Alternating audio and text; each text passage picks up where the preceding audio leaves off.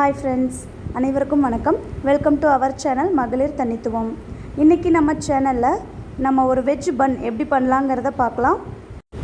அந்த veg பன்னுக்கு first நம்ம அந்த பன்னை ப்ரிப்பேர் பண்ணிக்கலாம். அந்த பன்னை ப்ரிப்பேர் பண்ணுறதுக்கு நம்ம ஈஸ்ட்டை ஆக்டிவேட் பண்ணணும். அதுக்காக நான் இப்போ ஒரு கப்பில் ஒரு அரை கப் அளவு வெதுன்னு தண்ணி எடுத்திருக்கேன். இப்போது இதில் 2 டேபிள் ஸ்பூன் அளவு சர்க்கரை சேர்த்துக்கோங்க. அப்புறம் அதுலேயே 1 டேபிள் ஸ்பூன் அளவு ஈஸ்ட்டு சேர்த்துக்கோங்க. இப்போ இதை நல்லா கலந்து ஒரு 15 நிமிஷம் அப்படியே வச்சுருங்க. அப்போ தான் வந்துட்டு அந்த ஈஸ்ட்டு நல்லா ஆக்டிவேட் ஆகி நல்லா ஃபோமியாக மேலே வரும். 15 நிமிஷம் கலைஞ்சிருச்சு. இப்போ பாருங்கள், நல்லா மேலே நுரைச்சி அந்த ஈஸ்ட்டு நல்லா ஆக்டிவேட் ஆகிட்டு வந்திருக்கு. இப்போ இதுலேயே நம்ம ஒரு முட்டையை வந்துட்டு உடச்சி ஊற்றிக்கலாம். இது வந்துட்டு ஆப்ஷனல் தாங்க. உங்களுக்கு வேணும்னா முட்டை சேர்த்துக்கோங்க, இல்லை அப்படின்னா நீங்கள் முட்டையை வந்துட்டு சேர்த்துக்க வேணாம். நல்லா கலந்து விட்டுடலாம். இப்போ நான் 3 கப்பு மைதா மாவு அளந்து எடுத்து வச்சுருக்கேன். இப்போ இதில் ஒரு அரை டீஸ்பூன் உப்பு சேர்த்துக்கோங்க. இப்போ இந்த மாவில் நம்ம ஈஸ்ட்டு கலந்து வச்சுருந்தோம் இல்லையா, அந்த தண்ணியை வந்துட்டு ஊற்றிக்கலாம். ஊற்றி நல்லா பிசைஞ்சுக்கோங்க. ஆக்சுவலாக 3 கப்பு மைதா மாவுக்கு 1 கப் அளவு தண்ணி தேவைப்படும்.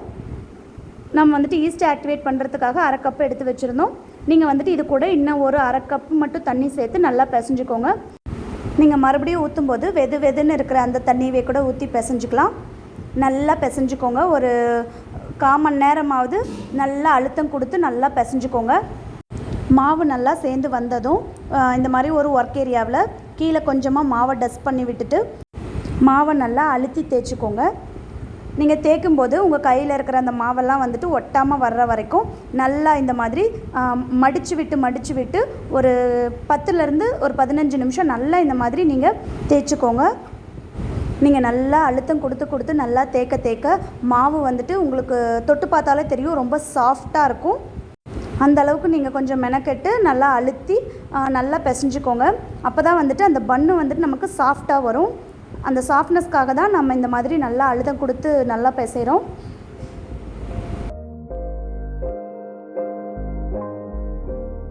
இந்த அளவுக்கு நல்லா பிசைஞ்சிக்கோங்க. நீங்கள் இந்த மாதிரி நல்லா பிசைஞ்சிருந்தீங்க அப்படின்னா இந்த மாதிரி நீங்கள் அழுத்தும் போது அது உடனே வந்துட்டு மேலே வந்துடும். நீங்கள் அழுத்தின அந்த தடம் வந்துட்டு தெரியாத மாதிரி இருக்கும். ஸோ ரொம்ப சாஃப்டாக இருக்கும். உங்களுக்கு தொட்டு பார்க்கும்போதே அந்த சாஃப்ட்னஸ் வந்துட்டு நல்லா தெரியும். உடனே மேலே வருது பார்த்தீங்களா, இந்த மாதிரி வரணும். இந்த மாதிரி வர்ற அளவுக்கு நல்லா பிசைஞ்சு வச்சுக்கோங்க. இப்போ நம்ம இதை ஒரு 1 மணி நேரத்துலேருந்து ஒரு 1.5 மணி நேரம் வரைக்கும் அப்படியே விட்டுடலாம். அப்போ தான் வந்துட்டு மாவு நல்லா பொங்கி மேலே வரும்.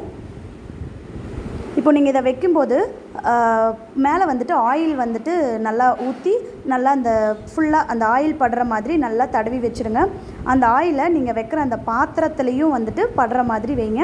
அப்போ தான் வந்துட்டு அந்த மாவு பொங்கி வர்றப்போ நல்லா வளவலன்ட்டு லூப்ரிகண்ட்டுக்காக தான் நம்ம அந்த ஆயில் போடுறோம். நான் ஒரு தடவை அந்த மாதிரி ஆயில் போடாமல் வச்சுருந்தேன். அப்போது அப்படியே அந்த பாத்திரத்தில் ஸ்டக் ஆகிக்குச்சு. ஸோ நீங்கள் அந்த மிஸ்டேக் பண்ணாதீங்க. அந்த பாத்திரத்துலேயும் நல்லா ஆயில் அப்ளை பண்ணிவிட்டு அதுக்கப்புறமா அந்த மாவை வந்துட்டு வைங்க.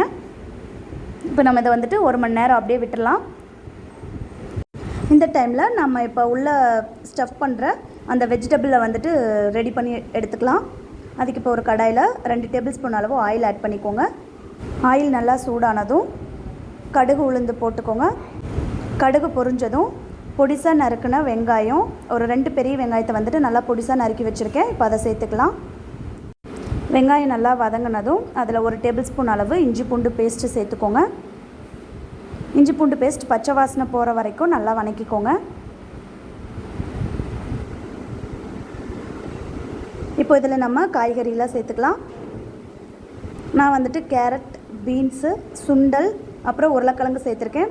நீங்கள் உங்களுக்கு வேணும்னா இதில் காலிஃப்ளவர் சேர்த்துக்கலாம். இன்னும் பச்சை பட்டாணி எது வேணாலும் நீங்கள் வந்துட்டு சேர்த்துக்கலாம். இப்போ இதை நல்லா கலந்துட்டு தேவையான மசாலா சேர்த்துக்கலாம். தேவையான அளவு உப்பு சேர்த்துக்கோங்க. காரத்துக்கு தேவையான அளவு மிளகாய் தூள் சேர்த்துக்கோங்க. அப்புறம் கரம் மசாலா தூள் ஒரு 1/2 டீஸ்பூன்லேருந்து ஒரு டீஸ்பூன் சேர்த்துக்கோங்க.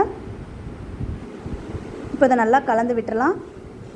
இப்போ காய் மூழ்கிற அளவுக்கு தண்ணி சேர்த்து மூடி போட்டு நல்லா வேக வச்சு எடுத்துக்கலாம். இப்போ காய் அந்த தண்ணியெல்லாம் சுண்டி காய் நல்லா வெந்திருக்கு. இப்போ ஸ்டவ் ஆஃப் பண்ணிவிட்டு இப்போ இதை அப்படியே ஆற விட்டுடலாம். இது ஆறுனதுக்கு அப்புறமா தான் நம்ம வந்துட்டு உள்ளே வைக்கணும்.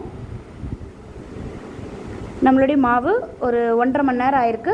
எப்படி பொங்கி வந்திருக்கு பார்த்தீங்களா? இப்போ இதை நம்ம லைட்டாக பிசைஞ்சு விட்டுக்கலாம். இப்போ நாம் இந்த மாவை பிசையும் போது நம்ம ஃபஸ்ட்டு பிசைகிறப்ப இருந்த சாஃப்ட்னஸை விட இப்போ ரொம்ப சாஃப்டாக இருக்கும். இப்போ நம்ம ஃபஸ்ட்டு பண்ண மாதிரி ஒரு ஒர்க் ஏரியாவில் மாவை லைட்டாக டஸ்ட் பண்ணிவிட்டு நல்லா இந்த மாதிரி அழுத்தி பிசைஞ்சுக்கோங்க. இப்போ வந்துட்டு ஃபஸ்ட்டு பண்ணின மாதிரி ரொம்ப நேரம் பிசையணும்னு இல்லை, சும்மா ஒரு 2 நிமிஷம் மட்டும் நல்லா பிசைஞ்சுக்கிட்டால் போதும். இப்போ இந்த மாவை வந்துட்டு உங்களுக்கு தேவையான அளவுக்கு உங்களுக்கு எவ்வளோ பெருசு வேணுமோ அந்த அளவுக்கு வந்துட்டு நீங்கள் பிரித்து எடுத்துக்கோங்க.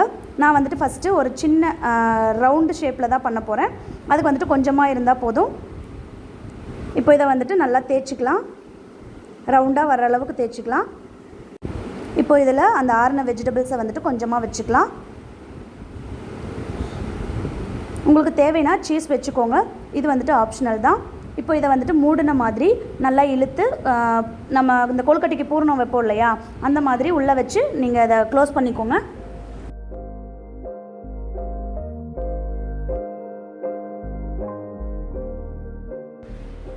அவ்வளோதான், ஒரு ரவுண்ட் வெஜ் பன் வந்துட்டு ரெடி ஆகிடுச்சு. இப்போ இதை வந்துட்டு ஒரு அரை மணி நேரம் அப்படியே வச்சிடலாம். ஏன்னா இது மறுபடியும் இன்னும் கொஞ்சம் ரைஸ் ஆகும். இப்போ அடுத்ததாக கொஞ்சம் நீளமாக ஒரு வெஜ் பன் வந்துட்டு ட்ரை பண்ணலாம். அதுக்கு கொஞ்சம் அதிகமாக மாவு எடுத்து நல்லா நீல வாக்கில் இந்த மாதிரி தேய்ச்சி வச்சுருக்கேன். இப்போ அதில் வந்துட்டு நடுவில் நீளமாக வெஜிடபிள்ஸை வச்சு அதுக்கு மேலே சீஸ் வந்துட்டு வச்சுக்கலாம். இப்போது சைடில் கத்தியை வச்சு இந்த மாதிரி கட் பண்ணி விட்டுக்கோங்க. இப்போ இதை அப்படியே மடித்து விட்டுக்கோங்க கீழே இருக்கிறத. அப்புறம் சைடில் இந்த பிட்டாக இருக்குல்ல, அதை வந்துட்டு ஜடை பின்னுற மாதிரி ஒன்று மேலே வச்சு அப்படியே டைட்டாக வந்துட்டு அழுத்தி மட்டும் விட்டுக்கோங்க. நீங்கள் இதே மாதிரி டிசைனில் தான் பண்ணணும்னு இல்லை, உங்களுக்கு எந்த மாதிரி பிடிச்சிருக்கோ நீங்கள் அந்த மாதிரி வந்துட்டு இதை பண்ணிக்கலாம்.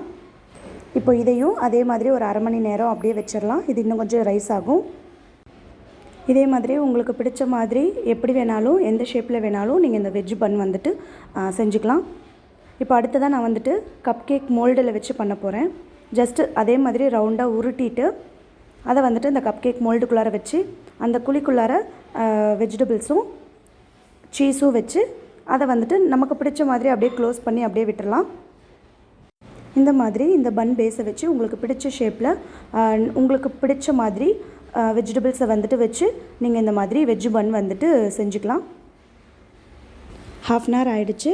நம்ம ரைஸ் பண்ண விட்டுருந்தோம் இல்லையா, அது வந்துட்டு ஃபஸ்ட்டு இருந்ததை விட கொஞ்சம் அதிகமாக ரைஸ் ஆகிருக்கு. இப்போ இது மேலே வந்துட்டு நீங்கள் பாலை வந்துட்டு இந்த மாதிரி ப்ரஷ் பண்ணிக்கோங்க. இது எதுக்கு அப்படின்னா நமக்கு மேலே அந்த ஒரு ப்ரௌனிஷ் அந்த கலர் கொடுக்கறதுக்காக தான் இந்த மாதிரி பாலை வந்துட்டு நம்ம ப்ரஷ் பண்ணுறோம். நீங்கள் பாலுக்கு பதிலாக முட்டையை வந்துட்டு நல்லா அடித்து அந்த முட்டையை கூட நீங்கள் இந்த மாதிரி மேலே ப்ரஷ் பண்ணிக்கலாம்.